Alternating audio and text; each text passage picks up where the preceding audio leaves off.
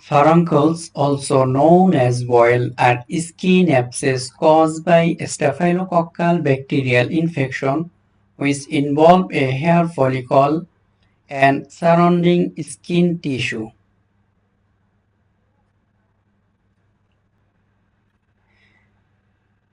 The infected hair follicle can be on any part of your body except your scalp.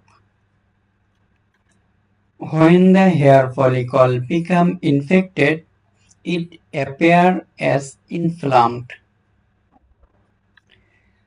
The furuncle look like a red raised bump on your skin that is focused on a hair follicle. As the infection worsens, the boil can become hard and painful.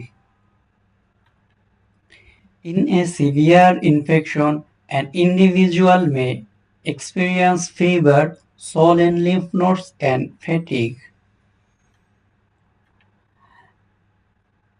You are more likely to develop a boil if your immune system is compromised or if you have a medical condition that slows down the healing of your wounds.